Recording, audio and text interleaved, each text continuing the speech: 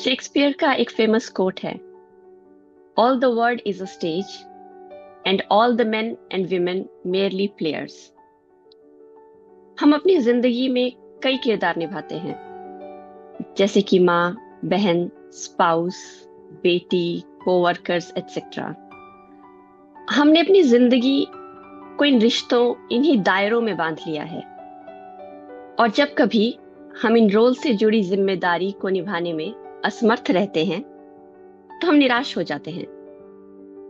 या कोई और जब अपनी जिम्मेदारी से चूक जाता है तो हम उससे किनारा कर लेते हैं। क्या हम औरों को और यहाँ तक कि अपने आप को मीन्स टू एन एंड की तरह ट्रीट करते हैं, जहां हमारा हर एक्शन या इंटरेक्शन कुछ पाने की आस से जुड़ा होता है?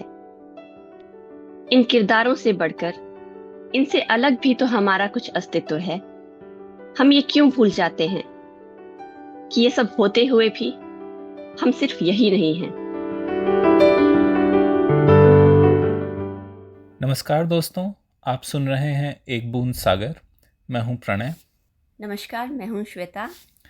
और आज हम बात करेंगे ऑस्ट्रियन राइटर फ्रांज काफ्का की किताब मेटामॉर्फोसिस के बारे में। ये किताब श्वेता ने पढ़ी है, तो मैं सवाल पूछूंगा। तो श्वेता, सबसे पहले तो काफ्का के बारे में कुछ हमें बताइए। प्रणय, मुझे लगता है कि काफ्का को कोई इंट्रोडक्शन की ज़रूरत नहीं है, क्योंकि मोस्टली लोगों ने नाम सुना ही होगा, लेकिन फिर भी थोड़ा सा बता दिया जाए कि कौन है काफ्का। तो काफ्का जो है वो, जैसे तुमने कहा कि ऑस्ट्रिया में पैदा हुए थे 1883 में, प्राग में। और उनके पिता जो थे वो बहुत ही सक्सेसफुल बिजनेसमैन थे। और जैसे हर पेरेंट्स को अपने बच्चों से थोड़ी बहुत उम्मीद तो होती ही है, लेकिन इनके पिताजी को इनसे कुछ ज़्यादा ही उम्मीदें थी। उन्हें लगता था कि ये भी बिज़नेस की दुनिया में कुछ नाम कमाएंगे और कुछ बड़ा करेंगे। लेकिन काफ्का को इस सब में कोई रुचि नहीं थी, जिस कारण से इनके अपने पिता के साथ बहुत अच्छे रिलेशंस नहीं रहे। पिता काफ़ी सख्त थे और चाहते थे कि ये उन्हीं के दिखाए हुए रास्ते पर चलें।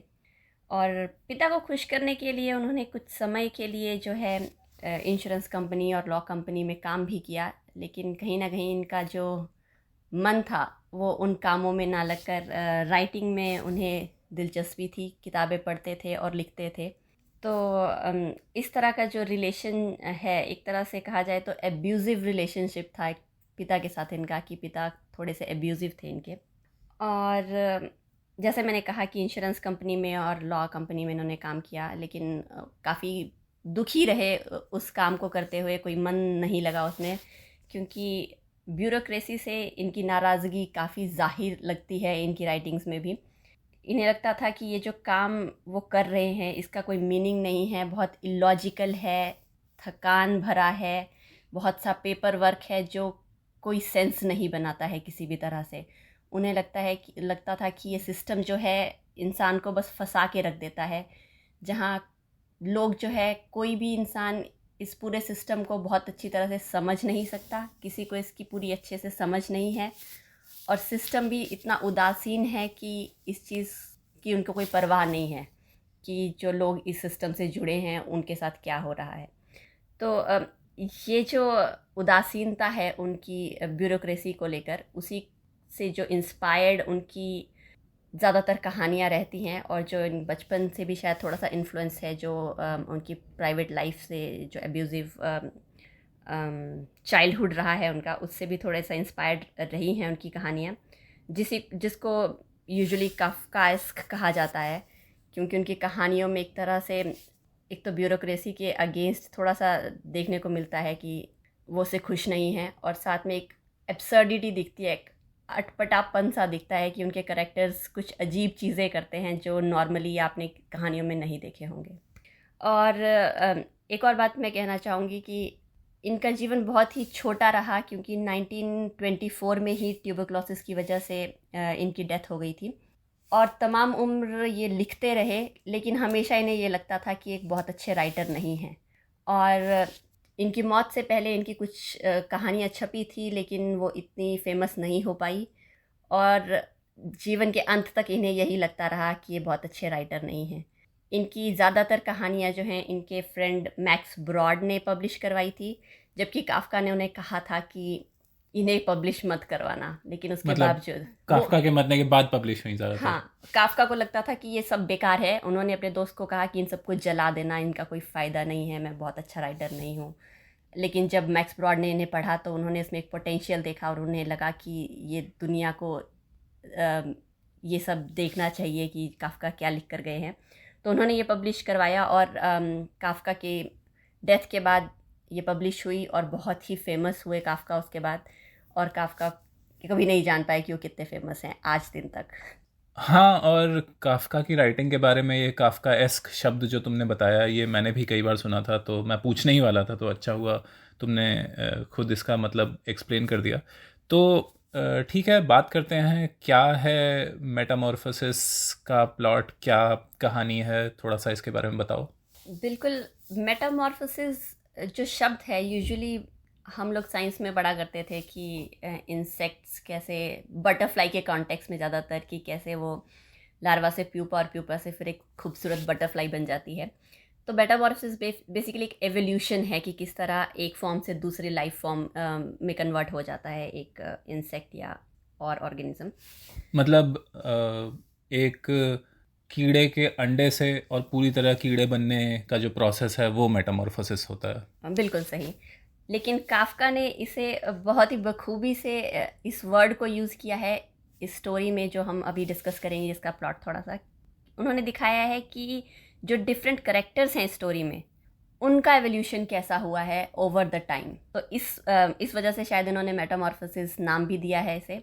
और धीरे धीरे आगे बात भी करेंगे कि कैरेक्टर्स में क्या बदलाव आए हैं उस चीज़ को लेके। तो कहानी रिवॉल्व करती है, मेन कैरेक्टर जो है ग्रेगर साम्सा नाम का एक सेल्समैन है, जो एक दिन सुबह जागता है और देखता है कि वो एक कीड़ा बन गया है। वो बहुत कोशिश करता है अपने बेड पर से उठकर अपने काम पर जाने की, लेकिन उसमें नाकामयाब रहता है। और जब उसकी फैमिली उसे एक कीड़े के रूप में देखती है तो किस तरह से वो बिहेव करते हैं, ग्रेगर साम्सा की मनोस्थिति ओवर टाइम कैसे चेंज होती है और उसके परिवार वाले किस तरह से बिहेव करते हैं समय के साथ साथ, इसको लेकर पूरी कहानी है। बहुत छोटी सी कहानी है, 50-60 पेजेस की, लेकिन बहुत से थीम्स हैं, बहुत सी बातें हैं जो इस पे की जा सकती हैं। और इसका पूरी तरह से इंटरप्रिटेशन तो शायद कोई अभी तक नहीं कर पाया है। जितने लोग इसे पढ़ते हैं उसे अपनी तरह से इंटरप्रेट करते हैं। मेरी भी कोशिश है कि जितना मुझे समझ आया है उतना मैं सबके साथ शेयर कर सकूं। तो कहानी में सिर्फ 4 किरदार हैं। ग्रेगर साम्सा जो मेन करेक्टर हैं, जो कीड़ा बन चुके हैं, उनकी बहन ग्रेट जो 16-17 साल की हैं, और माता और पिता। तो ये कहानी बस इन 4 लोगों की है। इससे पहले कि मैं थोड़ा सा डिटेल में कहानी और कैरेक्टर्स के बारे में पूछूं, तुमने एक बात कही जिससे मुझे काफ़ी अचंभा हुआ। तुमने बताया कि ग्रेगोर का जो कैरेक्टर है वो एक कीड़ा बन गया है, लेकिन सुबह उठ के अपने आप को कीड़ा पाते होने के बावजूद वो दफ्तर जाने की कोशिश कर रहा है। तो ये काफ़ी अजीब सी चीज़ लगी। ये काफ्का की राइटिंग का कमाल है। मैं कहूँगी कि वो चीज़ों को इस तरह से लिखते हैं कि सामने वाला एक बार के लिए तो सोचता है कि ये क्या कहा क्या गया है, यहाँ कहना क्या चाह रहे हैं। तो जब मैंने ये किताब पढ़ी और आई थिंक पहले 2 पन्नों में ही ये सब हो गया था कि पहली लाइन में ही काफ्का कहते हैं कि वो इंसान से कीड़ा बन गए, और फिर वो कह रहे हैं कि वो बार बार सोच रहे हैं कि मेरी 6 बजे की ट्रेन छूट गई, चलो मैं 7 बजे की ले लेता हूँ। और मैं सोच रही हूँ कि ये इंसान कीड़ा बन गया और ये अभी भी सोच रहा है कि ट्रेन लेगा। तो मैं भी इतनी ही कंफ्यूज थी जितने तुम हो। लेकिन शायद ये, जैसे मैंने कहा कि काफ्का जो है ब्यूरोक्रेसी से काफ़ी खुश नहीं थे, और एब्सर्डिटी जो है उनके करेक्टर्स में देखने को मिलती है। तो ये जो अटपटापन है ये यही है कि उन्होंने इंसान को कीड़ा बना दिया, और उसके बावजूद वो अपनी जो रोज़मर्रा की ज़िंदगी है उससे बाहर नहीं आ पा रहा है, कि वो अभी तक उसी ऑफिस गोइंग मोड में है। हाँ, वो यही दिखाना चाह रहे हैं काफ्का कि इंसान कितना कंडीशन हो चुका है अपनी इस लाइफ में। इतना कुछ हो गया है उसके साथ, लेकिन उसके दिमाग में अभी भी यही चल रहा है कि वो ऑफिस कैसे पहुंचेगा, वो बॉस को क्या जवाब देगा, उसका बॉस उससे पूछेगा कि लेट क्यों हो गए तो वो क्या कहेगा। तो ये जो काफका ने इतनी बखूबी से उस करेक्टर में दिखाया है कि हम किस तरह से कंडीशन हो चुके हैं अपनी ज़िंदगी को लेकर, कि हमारी ज़िंदगी कैसे उन दो चार चीज़ों के आसपास ही घूमती है।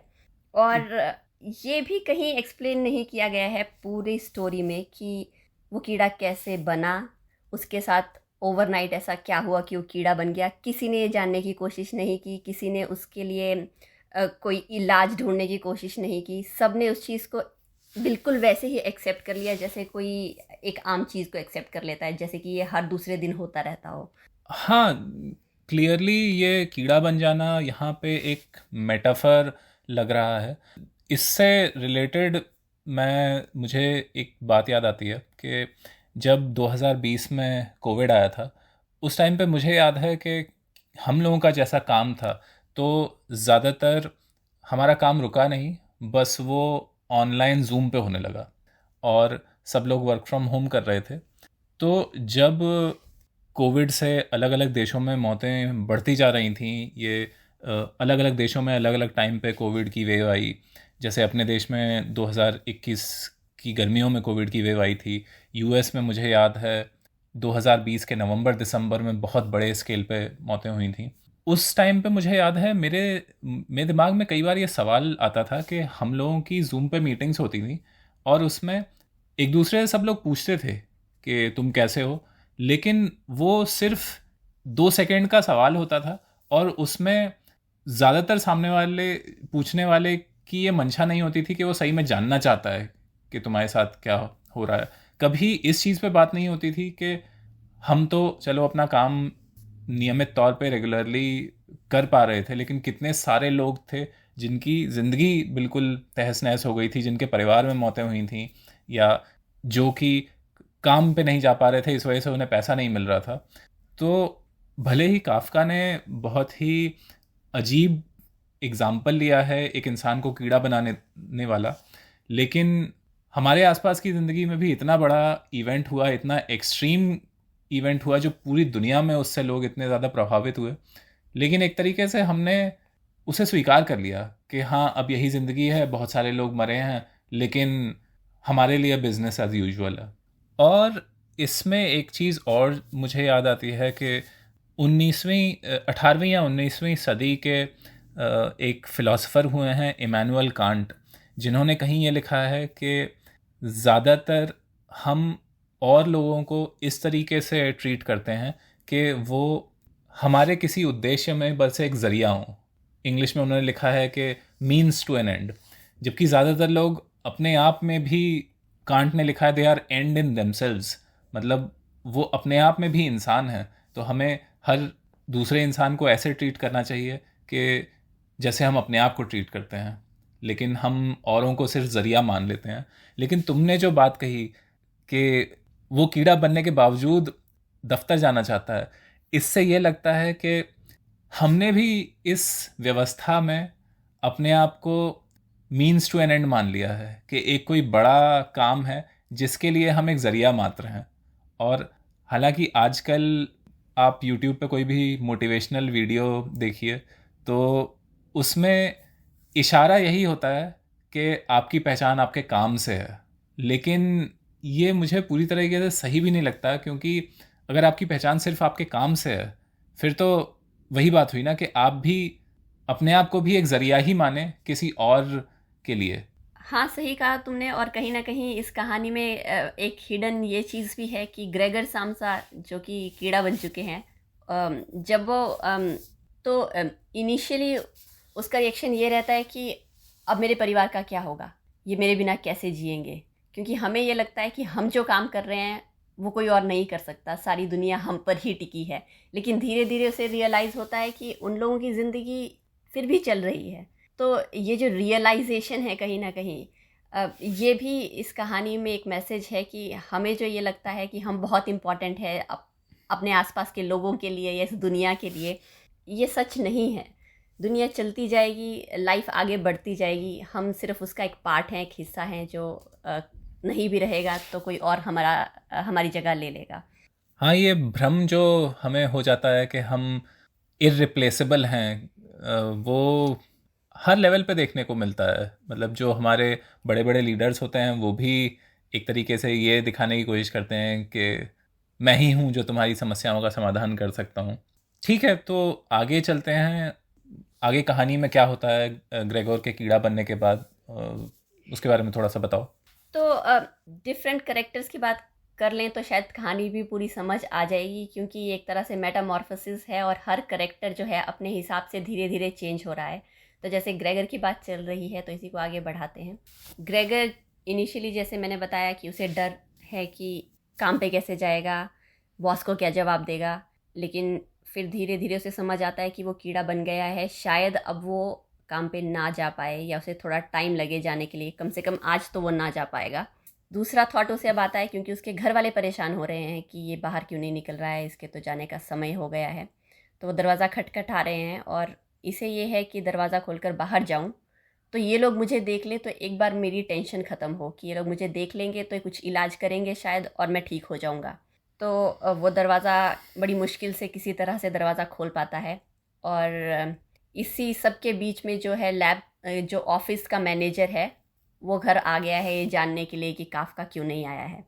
मतलब ग्रेगोर क्यों नहीं आया? हाँ, कि ग्रेगोर आज ऑफिस क्यों नहीं आया है। तो बाहर के कमरे में अब ग्रेगोर के माता पिता और वो ऑफिस का मैनेजर है और ग्रेगोर ने दरवाज़ा खोला है और सामने वाले देख रहे हैं कि ये कीड़ा बन गया है। ग्रेगोर को आशा है कि ये लोग मुझे मेरी मदद करेंगे, मेरी सहायता करेंगे और इस रूप से बाहर आने की मेरी जो है वो मदद हो जाएगी। लेकिन जैसे ही उसके पिता उसे देखते हैं वो एक तरह से डरते हैं और फिर हाथ में जो है छड़ी उठाकर उसे वापस कमरे की ओर धकेलना शुरू करते हैं। माँ बेहोश होकर गिर जाती है और जो ऑफिस के मैनेजर जो उसे पूछने आया है वो भी वापस भाग जाता है। इस तरह का रिएक्शन देखकर बेसिकली ग्रेगर को अब वापस कमरे में बंद कर दिया गया है। लेकिन ग्रेगर फिर भी अपने परिवार वालों से सिंपैथी रखता है कि क्योंकि इन लोगों ने मुझे कभी इस रूप में नहीं देखा तो शायद ये लोग थोड़े परेशान हैं। तो क्या ग्रेगर के परिवार वाले उसे पहचान नहीं रहे हैं क्योंकि वो कीड़ा बन चुका है, या फिर वो पहचान भी रहे हैं लेकिन फिर भी कीड़े को देख के उनका ये रिएक्शन आ रहा है? ये तुम्हारा बहुत ही अच्छा सवाल है, लेकिन कहानी में कहीं भी ऐसा नहीं है कि परिवार वालों को ये रियलाइजेशन नहीं है कि ये ग्रेगर नहीं है। वो मान चुके हैं कि यही ग्रेगर है, क्योंकि कभी भी किसी ने सवाल नहीं किया कि ये कौन है और ग्रेगर कहाँ है। तो कहानी पढ़कर ये लगता है कि सब लोगों ने पहले ही नज़र में ये मान लिया है कि यही ग्रेगर है। अच्छा, ये मतलब कहानी के बेतुकेपन का हाँ, ये भी एक एलिमेंट है। ये एक तरह से वही जो ब्यूरोक्रेसी के खिलाफ जो काफका का जो गुस्सा है वो है कि हम लोग जानते पहचानते कि ये सब गलत है, इलॉजिकल है, अनरीजनेबल है, लेकिन हम कभी सवाल नहीं करते और हम उसे वैसे ही एक्सेप्ट कर लेते हैं। तो उस चीज़ को शायद डिपिक्ट करता है। अच्छा, ओ, ये तो काफ़ी इंटरेस्टिंग है। मतलब जो सिस्टम की अजीब चीज़ें हैं, बेतुकापन है, उसके लिए इस मेटाफर का इस्तेमाल किया गया हाँ, है कि हम कि लोग किसी को अजीब नहीं लग रहा कि एक कीड़ा बन गया है। हाँ। ओह, इंटरेस्टिंग। तो अब काफका को वापस अपने कमरे में बंद कर दी सॉरी ग्रेगर को वापस अपने कमरे में बंद कर दिया गया है। तो कुछ समय के लिए तो ग्रेगर अपनी फैमिली से सिंपैथी रखता है, उन्हें समझने की कोशिश करता है और उसे ये भी लगता है कि अब इनका गुजारा कैसे होगा, मैं ही इनके लिए एक तरह से ब्रेड विनर था फैमिली का। परिवार में कौन कौन है? परिवार में बस बहन है जो मैंने बताया 17 साल की है, और पिता है जो रिटायर क्या हैं क्योंकि ग्रेगर घर संभालता है। तो पहले बिजनेसमैन थे लेकिन किसी तरह से बिजनेस नहीं चला तो अब घर पे हैं, और माँ भी घर पे हैं। तो सिर्फ ग्रेगर जो है वो उसकी जिम्मेदारी है घर पे घर चलाना। तो उसे इस चीज़ की टेंशन है कि घर कैसे चलेगा। लेकिन धीरे धीरे जैसे जैसे कहानी आगे बढ़ती है ये जो उसका परिवार के प्रति प्रेम है वो कम हो जाता है, लेकिन उसे उनसे अब उन पे गुस्सा आने लगता है। वो गुस्सा किस वजह से आता है वो थोड़ा आगे डिस्कस करते हैं कि किस वजह से। लेकिन ये जो प्यार था वो गुस्से में बदलता है और फिर धीरे धीरे बीच में उसे अपने ऊपर जो है अपने खुद से एक तरह से घृणा होने लगती है। फिर बाद में उसे शर्मिंदगी होती है कि वो अपने परिवार के लिए कुछ कर नहीं पा रहा है, और अंत में कहीं ना कहीं उसे डिप्रेशन हो जाता है, ये ज़िंदगी किसी काम की नहीं है, मैं क्यों जी रहा हूँ। तो ये है उसके कैरेक्टर का मेटामॉर्फोसिस कि किस तरह से वो एक आम इंसान से कीड़ा बन गया, लेकिन उसकी फीलिंग्स किस तरह समय के साथ बदली हैं, अपने अपने को लेकर और अपने परिवार को लेकर। उसके परिवार वालों का क्या इसी तरीके से उसके परिवार वालों के एटीट्यूड का भी बदलाव दिखाया है टाइम के साथ? हाँ, तो परिवार में तीनों सदस्य बदलते हैं, लेकिन जो सबसे मेजर बदलाव आया है वो है ग्रेट को लेकर, जो उसकी बहन है। इनिशियली जब ग्रेगर कीड़ा बन जाते हैं तो माँ और बाप जो हैं एक तरह से घृणा होती है उन्हें ग्रेगर से, लेकिन साथ के साथ वो उसकी कोई केयर भी नहीं करते हैं। तो जो केयर की जिम्मेदारी है वो उसकी बहन उठाती है कि उसके कमरे में जाकर खाना देना या सफाई करना, ये सब वो कर रही होती है। तो एक तरह से वो उसकी केयर गिवर है परिवार में। इनिशियली उसके करेक्टर में दिखाया है कि सिर्फ एक वो है जो उससे ग्रेगर से सहानुभूति रखती है। वो सबसे पहले उसके लिए खाना लेकर आती है, जो उसका पसंदीदा खाना रहा था जब वो इंसान था। लेकिन फिर समझती है कि शायद अब उसे वो खाना पसंद नहीं है, तो थोड़ा सा उसकी पसंदीदा चीज़ें लाना शुरू करती है। और यहाँ पे इंटरेस्टिंग बात यह है कि अब वो कीड़ा बन गया है तो उसे फ्रेश फ्रूट्स पसंद नहीं है, अब वो सड़े गले फ्रूट ज़्यादा उसे पसंद आ रहे हैं, वो उन्हें खा रहा है। तो इनिशियली कैरेक्टर में दिखाया कि वो उससे सिंपैथी रखती है, उसका ख्याल रखती है, उसकी छोटी छोटी चीज़ें जो उसे पसंद आ रही होती है वो ला कर देती है। धीरे धीरे दिखाते हैं कि किस तरह से वो एक तरह से उसे घृणा होने लगती है अपने भाई से, कि अब वो उसको देखना भी पसंद नहीं करती। अब वो कोशिश करती है कि बस जल्दी से सफाई करके निकल जाए कमरे से बाहर। और ग्रेगर को ये महसूस होने लगता है कि कहीं ना कहीं जब वो उसके साथ कमरे में होती है तो उसकी बहन का दम घुटता है। और आगे चलकर धीरे धीरे बहन का गुस्सा बढ़ता जाता है दिन ब दिन, और एंड में वो इतनी अगेंस्ट हो जाती है अपने भाई के कि एक वक्त आने पर वो ये कहती है कि इससे अच्छा तो ये मर ही जाता। तो ये एक तरह से 180 डिग्री टर्न दिखाया है बहन का, कि इतनी फेवरेबल होने से बिल्कुल अगेंस्ट हो जाती है वो कहानी के अंत तक। यहाँ पे शायद ये बात याद दिलाना ज़रूरी होगा कि कहानी में भले ही ग्रेगोर कीड़ा बन गया है, लेकिन वो बाकी लोगों की बात सुन सकता है, समझ सकता है, लेकिन वो जो कहना चाहता है या कन्वे करना चाहता है वो बाकी लोग नहीं समझते हैं। हाँ, आगे चलकर जब थीम्स की बात करेंगे तो एक थीम है एलियनेशन। बेसिकली ये वही चीज़ है कि परिवार वालों के लिए वो बिल्कुल एलियन हो गया है, और साथ के साथ वो अपने लिए भी कहीं ना कहीं एलियन है, कि वो खुद को भी नहीं समझ पा रहा है। उसके विचार जो हैं इंसान वाले हैं, लेकिन बाहर से देखने के लिए या उसके इंस्टिंक्ट्स जो हैं वो कीड़े वाले हो चुके हैं। उसे सड़ा गला खाना पसंद है, जैसे मैंने अभी बताया। तो आगे इसके बारे में शायद बात करें। ठीक है, तुमने अभी तक ग्रेगोर की बहन ग्रेट के बारे में बताया, तो तुमने बताया कि उसकी बहन उसकी देखभाल करती है, लेकिन ग्रेगोर के माँ बाप उसकी देखभाल या उसके साथ कोई कांटेक्ट क्यों नहीं रखते हैं? उनका क्या रिएक्शन होता है? माँ के बारे में अगर बात की जाए तो माँ का करेक्टर बहुत ज़्यादा स्ट्रांग नहीं दिखाया है, क्योंकि जितनी बार भी वो ग्रेगर को देखती है वो बस बेहोश हो जाती है। और पर एक चीज़ जो मैं यहाँ ज़रूर कहना चाहूँगी कि एपिसोड में पहले तो ये बताती हूँ कि कॉन्टेक्स्ट क्या है। तो जैसे मैंने बताया कि ग्रेगर की बहन उसकी देखभाल कर रही है, वो कोशिश करती है कि उसकी ज़रूरतें जो भी हैं वो पूरी हो जाएं अंदर कमरे में।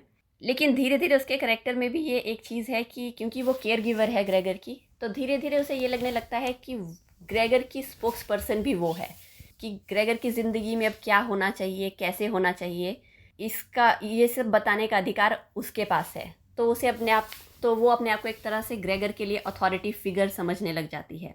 यहाँ उसका और उसकी माँ का कॉन्फ्लिक्ट होता है एक जगह पे, क्योंकि ग्रेट को ये लगता है कि ग्रेगर अब इनकी कीड़ा बन गया है, तो उसे रूम में पड़े फर्नीचर की ज़रूरत नहीं है, और वो उसके लिए आसान रहेगा ताकि वो यहाँ वहाँ घूम सके। लेकिन ग्रेगर की माँ को ये लगता है ये फर्नीचर जो है या ये जो सामान यहाँ इसके कमरे में है, इससे उसकी यादें जुड़ी हैं, और ये कहीं ना कहीं ग्रेगर को उसके जब वो इंसान था उस जीवन की याद दिलाती रहेगी। तो कहीं ना कहीं ये लगता है मुझे कि ग्रेगर की माँ एक ऐसा करेक्टर है जिसमें ये होप है कि उसका बेटा कभी वापस आएगा।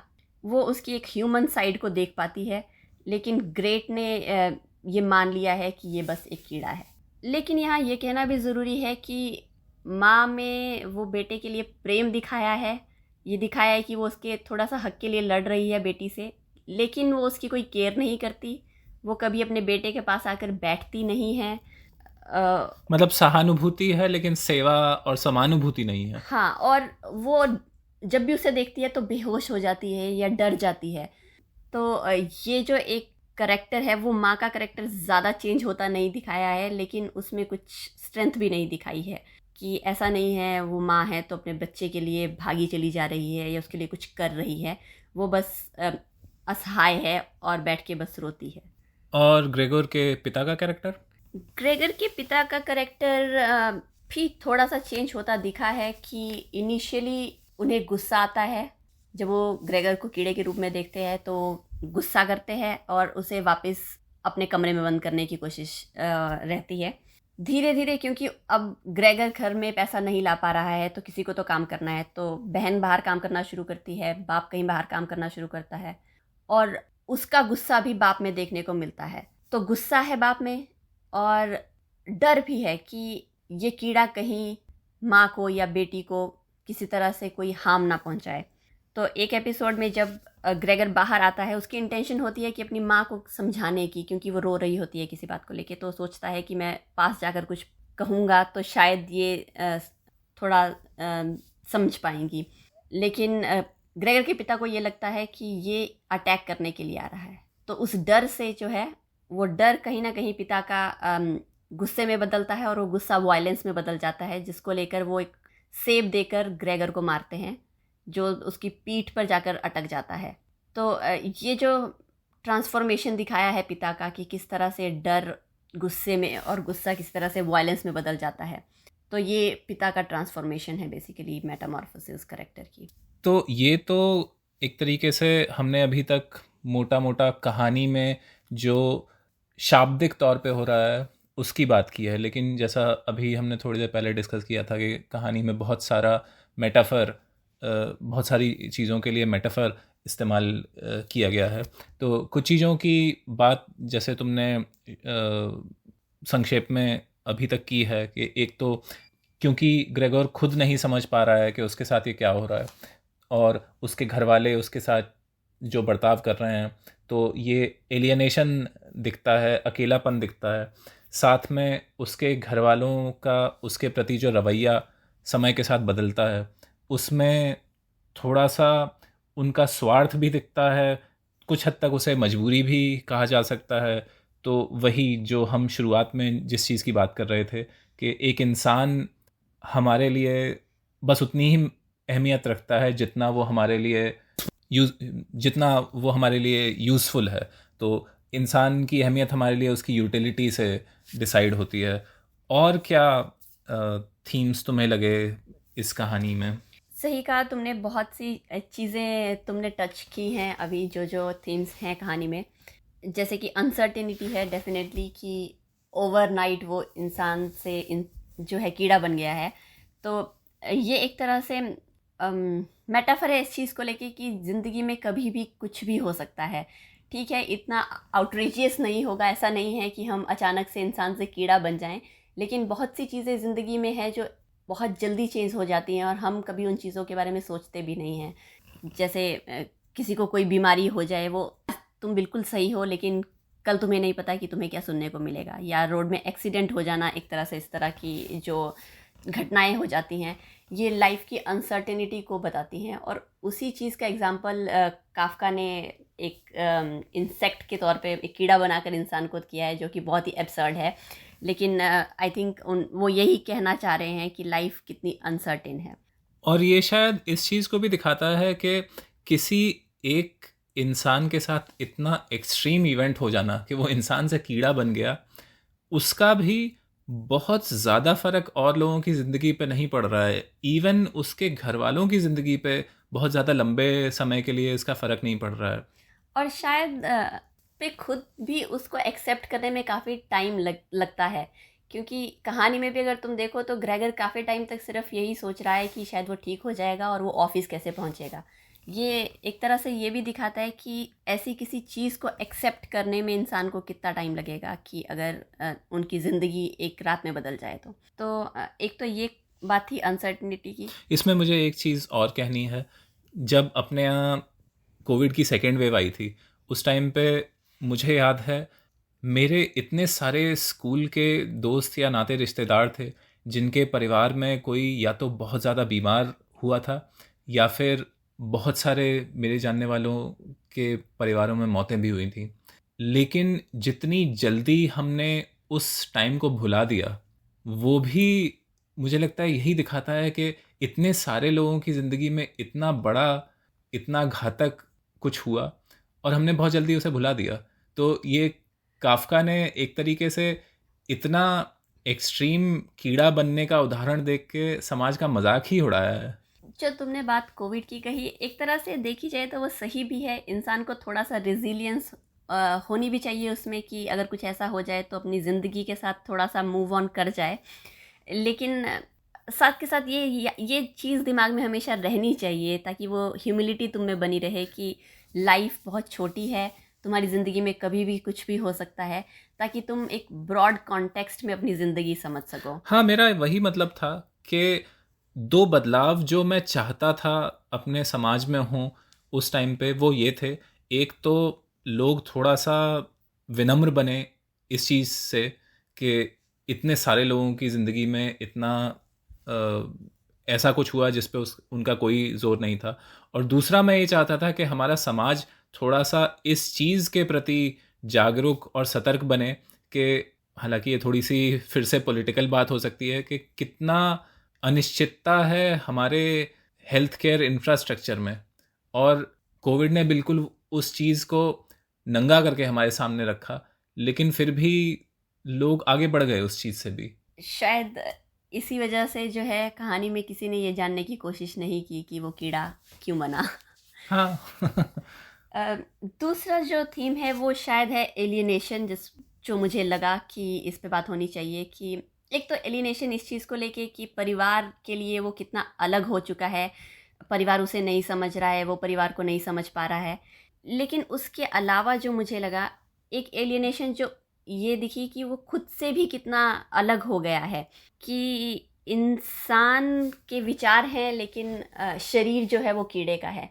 ये मेरे हिसाब से एक तरह से मेटाफर है हमारे इनर कॉन्फ्लिक्ट को लेके, जो हमारा खुद से एक तरह से अंतर्द्वंद चलता है। उसका मेटाफर शायद ये है कि कई बार ऐसा होता है ज़िंदगी में कि हम खुद को ही नहीं समझ पाते हैं। हम ये नहीं समझ पाते कि हम ऐसा क्यों फील कर रहे हैं, या हम ये क्यों कह रहे हैं, या हम ऐसा क्यों कर रहे हैं। तो उस चीज़ को शायद पोर्ट्रे करने के लिए काफका ने जो है इस तरह का करेक्टर लिया। वो चाहते तो बिल्कुल ही कीड़ा बना देते कि विचार भी कीड़ों के और वैसा भी कीड़ा, या इंसान ही बना रहने देते लेकिन कुछ और कर देते कि कोई क्रिटिकल बीमारी हो गई है या कुछ भी, कि हाथ पांव नहीं चल रहे हैं। लेकिन उन्होंने ऐसा ना करके एक मिक्स सा करेक्टर बनाया है जिसमें कि इंसान कीड़े के शरीर में फंस सा गया है। तो ये एक तरह से शायद उस कॉन्फ्लिक्ट को उजागर करने के लिए कि किस तरह से हम अपने आप से जूझते रहते हैं। यहाँ पे क्योंकि तुमने अपाहिज की बात की, तो तुम्हें क्या लगता है जो ग्रेगर का कीड़े बनने का जो इवेंट है, जो मेन उसमें बदलाव है, ये अगर हम रियल लाइफ इवेंट सोचें तो ये किस किस चीज़ का मेटाफर हो सकता है इंसानी ज़िंदगी में? अच्छा सवाल है, और मैं इसके बारे में बार बार सोच रही थी जब मैं इसको पढ़ रही थी। मुझे लग रहा है कि ये बहुत सी चीज़ों पे सही बैठता है, पूरी कहानी नहीं लेकिन कुछ कुछ थीम्स अगर देखे जाएं। जैसे एलियनेशन में मैंने कहा कि अंतर्द्वंद की बात है। एक एलियनेशन ये भी है कि ये कुछ कह रहा है लेकिन परिवार वाले इसे नहीं समझ रहे हैं। ये आम जिंदगी में भी बहुत कॉमन चीज़ है कि दो इंसान आपस में बात कर रहे हैं और उनके विचार आपस में नहीं मिलते क्योंकि वो एक दूसरे को समझने की कोशिश ही नहीं कर रहे हैं। तो ये एक चीज़ है, मिसकम्युनिकेशन जो है।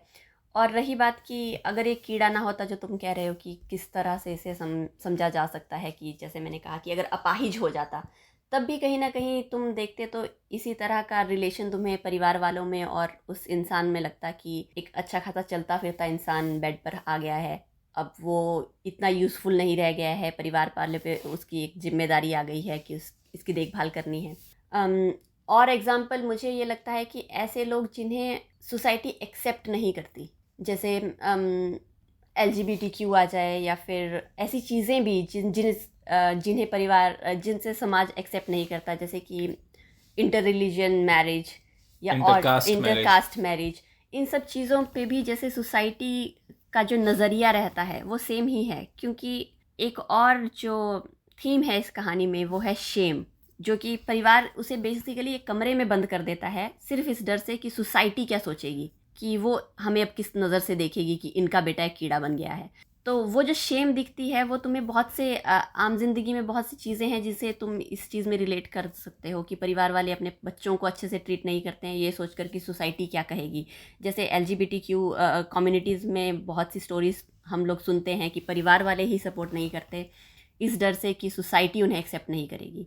और सिमिलरली जैसे कि इंटरकास्ट या इंटरफेथ जो मैरिजेस होती हैं उसमें भी यही देखने को मिलता है कि परिवार वाले शायद इसलिए एक्सेप्ट नहीं कर पाते क्योंकि उन्हें ये डर रहता है कि सोसाइटी उन्हें आउटकास्ट कर देगी, वो कभी इसे नहीं मानेगी तो हम कैसे मान लें। तो ये जो डर रहता है, और कभी कभी ये डर इतना आगे बढ़ जाता है कि ये ऑनर किलिंग तक को जन्म दे देता है। और हम काफ़ी स्टोरी सुनते हैं कि ऑनर किलिंग हो रही है सिर्फ इस वजह से।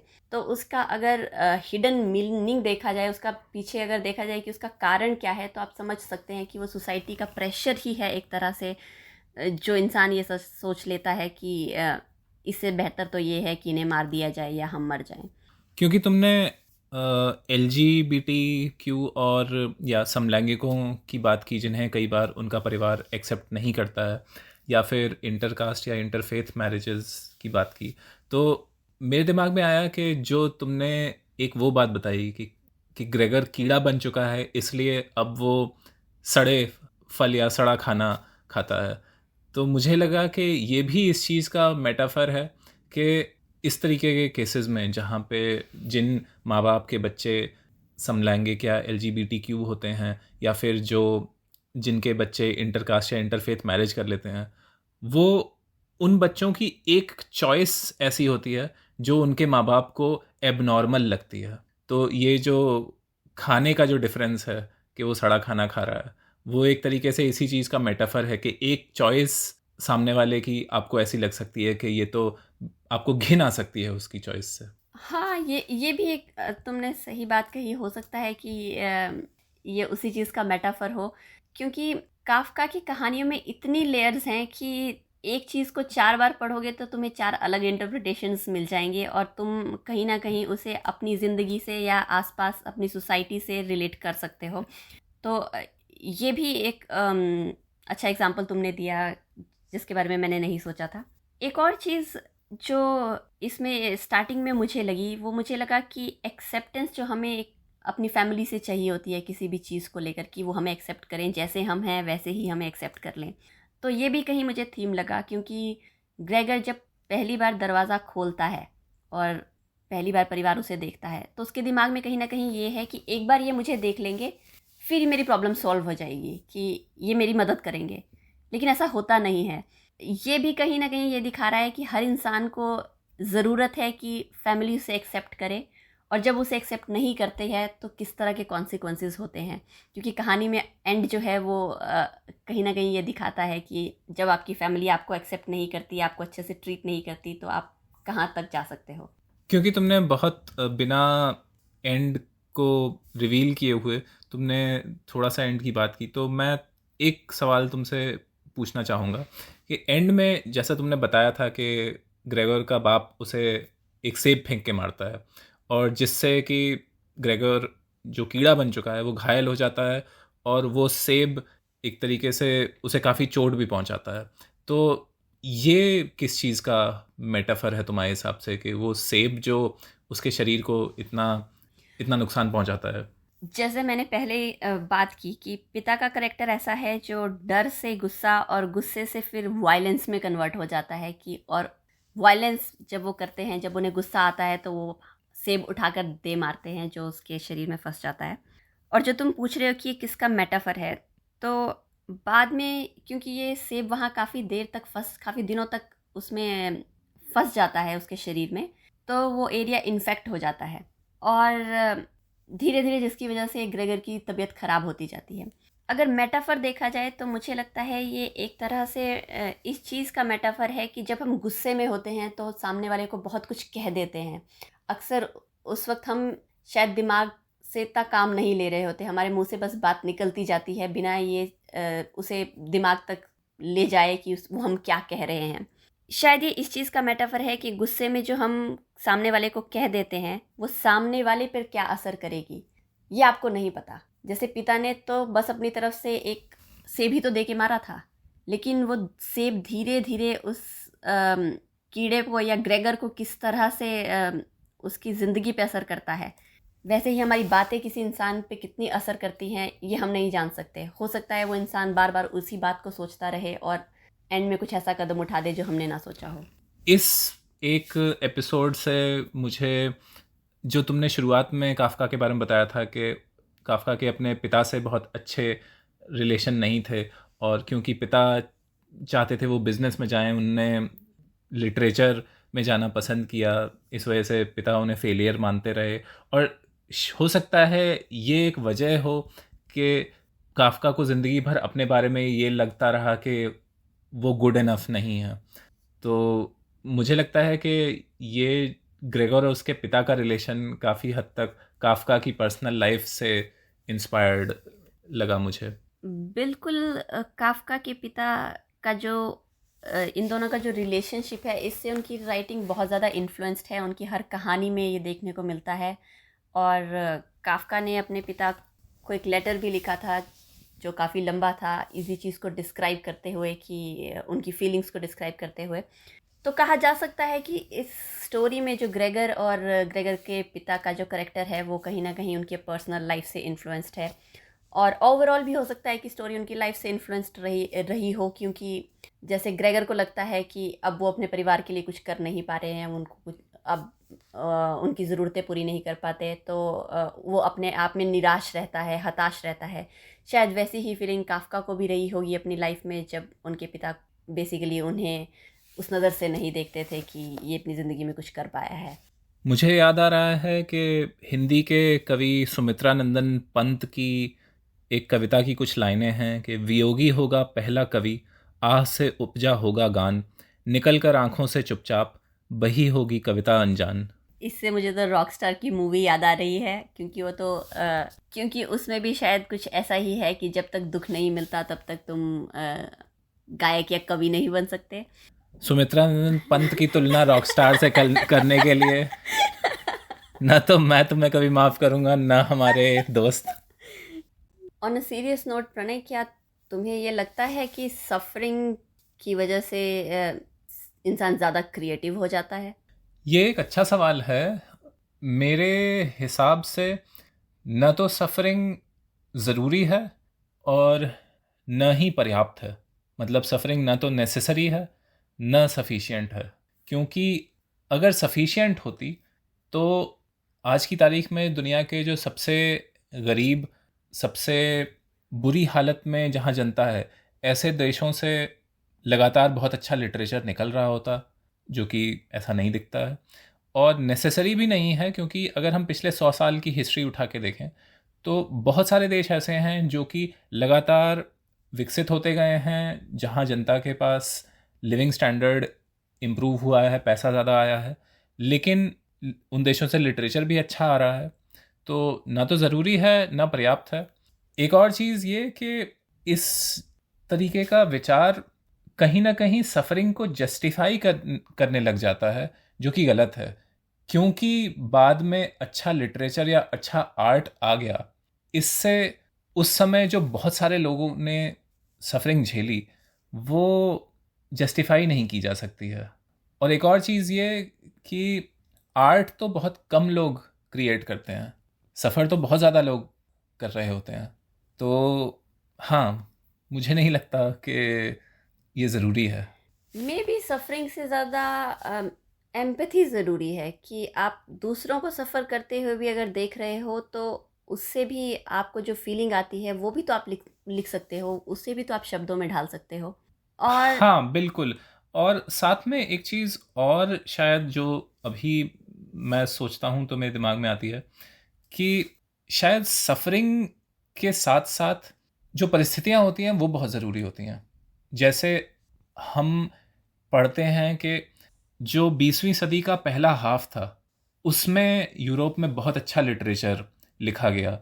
इतने सारे आयरलैंड के, ब्रिटेन के और ऑस्ट्रिया, जर्मनी, फ्रांस के इतने सारे बड़े बड़े राइटर्स और फिलोसोफर्स के बारे में हम पढ़ते हैं, वो सिर्फ सफरिंग से नहीं आ रहे थे।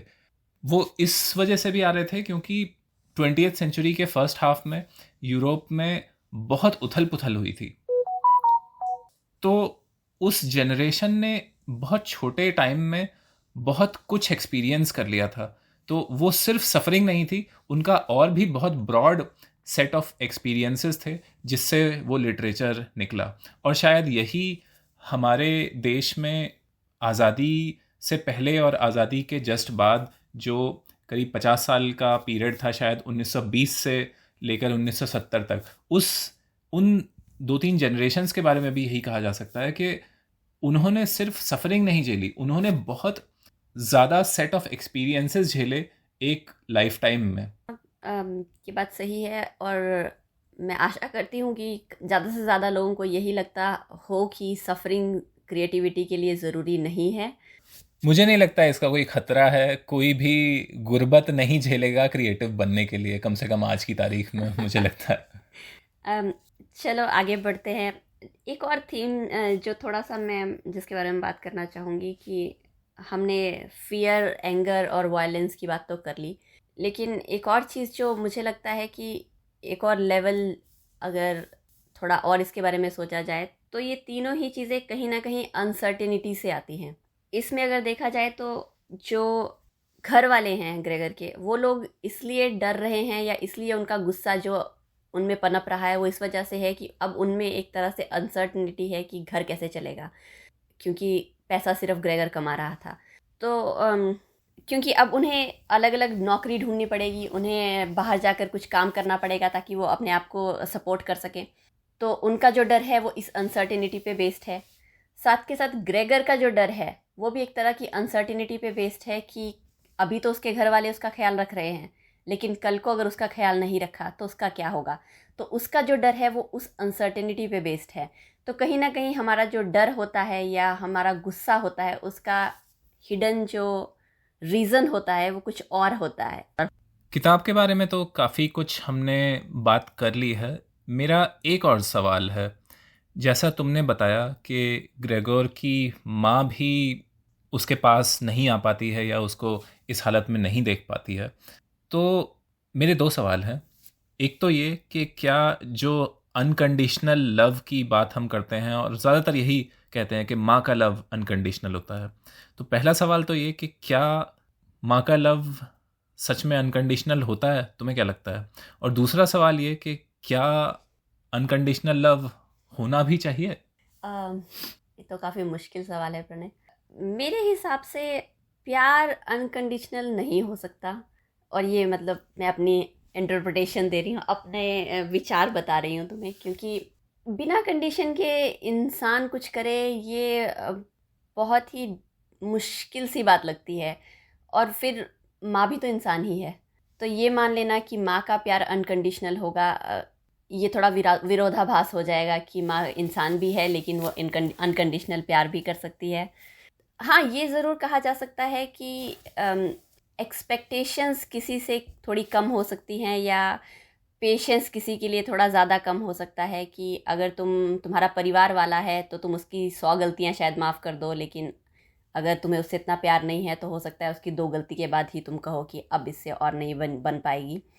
तो उस चीज़ में डिफरेंस हो सकता है, लेकिन ये कह देना कि कोई कंडीशन ही नहीं है, ये मुझे लगता है कि ह्यूमनली ही पॉसिबल नहीं है। पेरेंट्स को भी अगर देखा जाए तो क्या तुम्हें सच में लगता है कि प्यार जो है अनकंडीशनल होता है?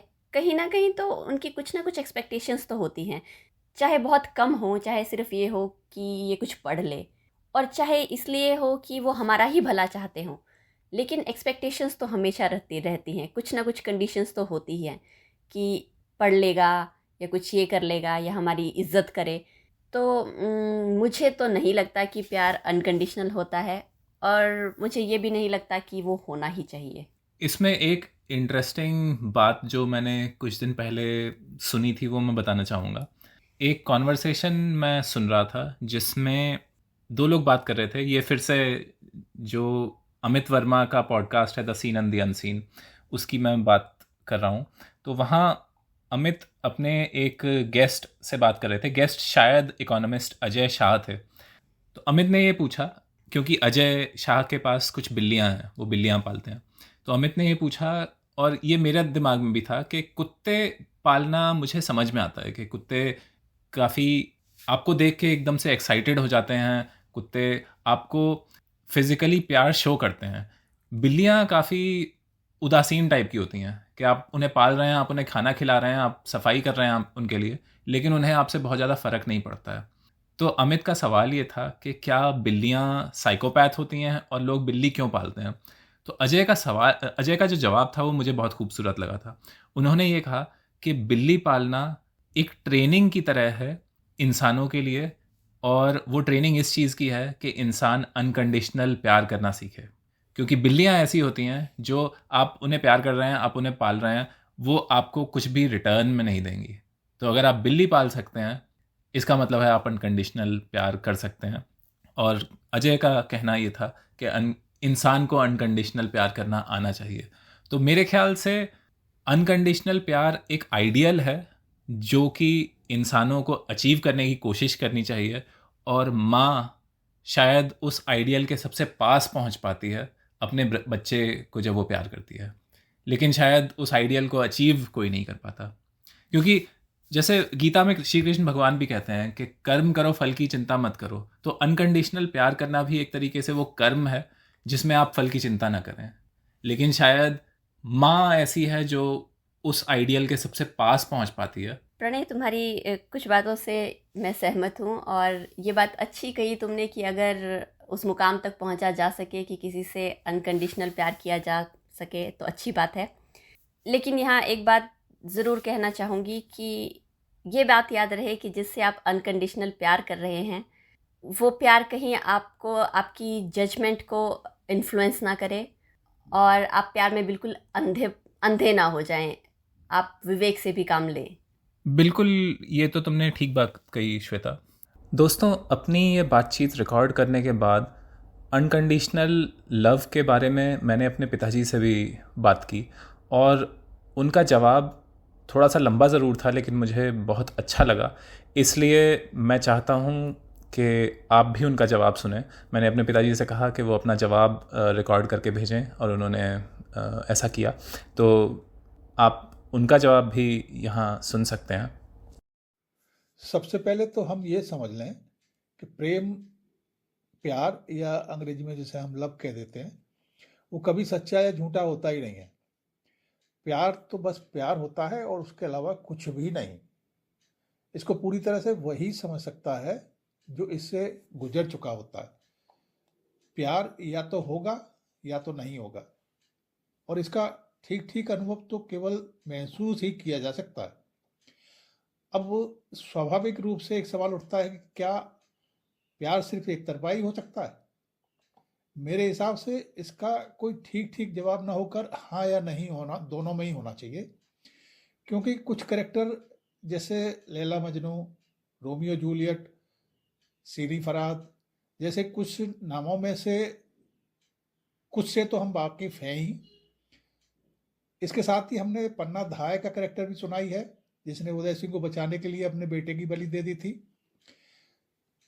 जैसे हवा की छुअन, फूल की महक, क्या इन चीजों को कभी शब्दों में बांधा जा सकता है?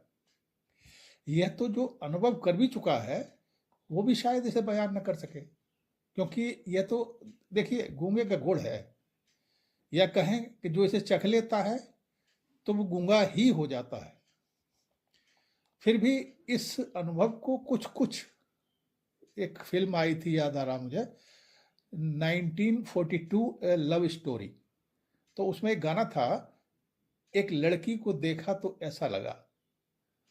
उस गाने की उपमाओं से महसूस किया जा सकता है जो उसमें कुछ कुछ बताई गई थी। जैसे सर्दी की धूप, जैसे संगीत के बीच में वीणा की तान, जैसे किसी समुद्र के बीच में जो लहर खेलती है ना, जो खेल होता है वो, जैसे खुशबू के साथ आने वाली ठंडी हवा। ये चीजें ऐसी हैं, इनको महसूस किया जा सकता है। अधिकतर लोगों का इसके बारे में कहना होता है कि अरे ये सब किताबी आदर्शवादी रूहानी और न जाने क्या क्या कहते हैं वो लोग इस बारे में। देखिए, मैं कोई एक्सपर्ट तो हूँ नहीं ना, इस संबंध में मेरा कोई दावा ही है। फिर भी अब तक की अपनी समझ के हिसाब से इसके जवाब में सिर्फ मैं इतना ही कहना चाहूँगा कि जैसे प्राकृतिक सौंदर्य होता है, हम अपने आसपास रोजमर्रा की जिंदगी में जो अनगिनत पता नहीं कितने कुदरती करिश्मे देखते हैं, क्या हम सभी को वो एक समान रूप से लुभाते हैं? लुभाने की बात ही तो छोड़ दीजिए, कुछ हम ये पाते हैं कि कुछ लोग तो उन्हें नोटिस ही नहीं कर पाते हैं। और मैं यहाँ ये बिल्कुल नहीं कह रहा हूँ कि इसमें वो गलत है, बात सही गलत की न होकर बल्कि सिर्फ संवेदनशीलता की आती है। ठीक यही बात प्यार के संबंध में भी है। हाँ, ये बात बिल्कुल सही है कि बहुत कम देखा जाता है प्यार, परंतु ऐसा भी नहीं है कि ये इस दुनिया की चीज ना होकर किसी दूसरे दुनिया की चीज हो। इसके अलावा और भी बहुत सी चीजें हैं जो आज किसी दूसरी दुनिया की चीजें लग रही हैं। उनमें से जैसे ईमानदारी है, ईमानदार आदमी को आजकल बेवकूफ कहा जाता है। परोपकार है, दोस्ती आजकल कहीं मिलता ही नहीं है, सिर्फ स्वार्थ सिद्धि है। हम लोग देखते हैं ना ये सब। और हाँ, पिछले कुछ वर्षों से जो हमारा अनुभव हो रहा है, यदि ऐसे ही चलता रहा ये कुछ दिनों तक, तो कुछ पीढ़ियों के बाद की पीढ़ी वो ये समझेगी कि अहिंसा, अरे यार क्या ये दुनियावी ये यहाँ की चीज है या कहीं और की चीज है। और ये है एक तो। और दूसरी बात ये है कि अक्सर हमें प्रेम का कंफ्यूजन हो जाता है। हमें लगता है कि हम अमुक आदमी के साथ प्यार में है, जबकि हकीकत ये होती है कि ऐसा होता नहीं है। और वो स्थिति होती है कि हम या तो हम किसी के लिए सिर्फ आकर्षित हो रहे हैं, या हमें सिर्फ लगाव तो होता है। उस स्थिति में हमें लगता है कि हम उससे प्यार में है, जबकि ऐसा होता नहीं। प्यार में तो अपने प्रेमास्पद से यह भी अपेक्षा नहीं है कि वो हमारी तो और देखे भी। अब देखो मत देखो, हमें चाहो मत चाहो, हम चाह रहे हैं, हमारा काम है। देखिए, मतलब अब स्थिति में प्रेमी और क्या ही उपेक्षा कर सकता है ना। मुझे अपने हाई स्कूल के दिनों में पढ़ी गई हिंदी साहित्य के भक्तिमार्ग की कवि घनानंद की पढ़ी एक कविता की कुछ पंक्तियां याद आ रही हैं, जो शायद प्यार को और अच्छी तरह समझने में हमारी मदद कर सकती हैं। उसके हिसाब से प्रेम का मार्ग बहुत ही सीधा और सपाट है। इसमें छल कपट चतुराई की कोई गुंजाइश है ही नहीं, और इसमें जो सच्चे प्रेमी होंगे वो ही चल पाएंगे। और अब वो जो सच्चा प्रेमी जो होता है, वहां तो दूसरी गिनती ही नहीं होती, एक के अलावा मतलब तू भी नहीं होता वहां, तो जो कुछ है तू ही तू है, मैं होता ही नहीं वहां। तो अब वो छल कपट क्या ही करेंगे। और जो कुटिल हैं, कपटी हैं, वो इस मार्ग पर चल ही नहीं पाएंगे, उन्हें झिझक होगी, वो डरेंगे, वो है ना। अब एक और बात समझने की है, ये अपने आप से पूछने की है कि दूसरों की बात छोड़ दीजिए, क्या हम अपने आप से भी प्यार करते हैं? और अगर हम इस पर ईमानदारी से विचार करें तो हम ये पाएंगे कि शायद नहीं। क्यों? क्योंकि हम सबसे ज़्यादा जाति अपने साथ ही करते हैं। जब किसी दूसरे पर हमारा जोर नहीं चलता ना, तो अपने आप पर ही अपनी खींच सारी उतार देते हैं। सोच के देखिए, क्या हम दूसरों से भी ज़्यादा शिकायतें अपने आप से नहीं करते हैं? अपनी हाइट को लेके, अरे हम थोड़ा और लंबे होते, अरे हमारा कम्प्लेक्शन थोड़ा और फेयर होता, हमारे बाल थोड़ा और कर्ली होते, और न जाने कितनी कितनी चीज़ों को लेकर हम अपने आप को कोसते रहते हैं। क्या कभी मैकेनिकली भी अपने आप से आई लव यू बोला है हम लोगों ने? और अगर हमारा या आपका जवाब इस मामले में हाँ है, तभी हमें हक है कि हम दूसरों से प्यार पाने की अपेक्षा करें, या हम ये सोचें प्यार के बारे में भी। Thank you. तो काफ़ी कुछ बात हम कर चुके हैं। कंक्लूजन में तुम हमारे दोस्तों से कुछ कहना चाहोगी? बिल्कुल, मेरे पास जवाब से ज़्यादा शायद सवाल हैं, और कुछ सवाल जो मेरे दिमाग में हैं उनमें से एक ये है कि जिस तरह से काफका ने इंसान को कीड़ा बनाया है इसमें कि वो कीड़ा बन गया, मुझे ये सवाल है कि क्या ये किसी चीज़ का प्रतीक है, क्या सिर्फ ये दिखाने के लिए बनाया गया है उसे कि हम किस तरह से कभी कभी कुछ इंसानों को कीड़े की तरह ट्रीट करते हैं, और इतना एक्सट्रीम वे में एक इंसान को कीड़ा बना देना, ये उस चीज़ को बेसिकली रियलाइज़ करवाने के लिए रीडर्स को कि हम कभी कभी किस तरह से किसी इंसान को ट्रीट करते हैं।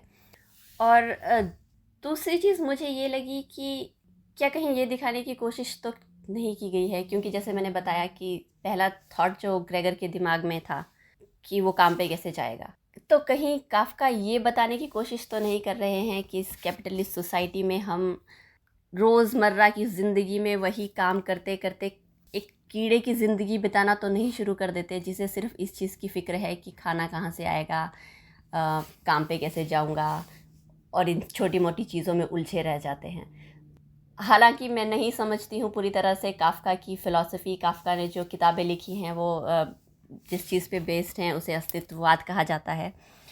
मतलब अस्तित्ववाद मतलब एग्जिस्टेंशियलिज्म जिसे इंग्लिश में कहते हैं। हाँ, तो उस फ़िलॉसफ़ी को समझने के लिए थोड़ा और पढ़ना ज़रूरी है, लेकिन ये कुछ सवाल थे जिनका जवाब मुझे अभी तक नहीं मिला। लेकिन एक क्लियर कट आंसर जो मुझे मिला है किताब को पढ़कर वो ये कि हम सामने वाले को कैसे ट्रीट करते हैं उससे उसकी ज़िंदगी पर कितना गहरा असर पड़ता है, ये चीज़ हमें हमेशा दिमाग में रखनी चाहिए।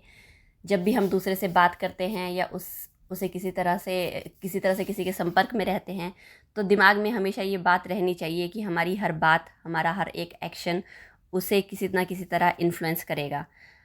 और हर किसी से काइंडनेस से ट्रीट किया जाए इंसान को, उसे समझने की कोशिश की जाए। शायद यही एक मैसेज है जो मुझे किताब में मेन लगा। हाँ, बिल्कुल सही कहा तुमने। हालांकि तुमने जो 2 सवाल पूछे वो तो काफ़ी निराशाजनक थे, लेकिन यहाँ आशा की बात यह है कि हम दोनों ने ही एग्जिस्टेंशियल फ़िलॉसफ़ी के बारे में बहुत ज़्यादा नहीं पढ़ा है, तो आगे चल के हम ये कर्कगार्ड, फ्रेडरिक नीचे, दोस्तोव्स्की, सार्त्र, अल्बर्ट कामू, इस तरीके के राइटर्स की और किताबें पढ़ के अपने दोस्तों के साथ उन पे चर्चा करेंगे। और मैं अपने दोस्तों से ये भी कहूँगा कि उनके जो विचार हैं एग्जिस्टेंशियल फ़िलॉसफ़ी के बारे में या फिर काफका की मेटामॉर्फोसिस के बारे में, वो भी हमें कमेंट्स में ज़रूर बताएं। आप सुन रहे थे हमारी चर्चा फ्रांज काफका की किताब द मेटामॉर्फोसिस पर। अगली बार फिर हाजिर होंगे किसी नई किताब, किसी नए विचार के साथ। तब तक के लिए नमस्कार।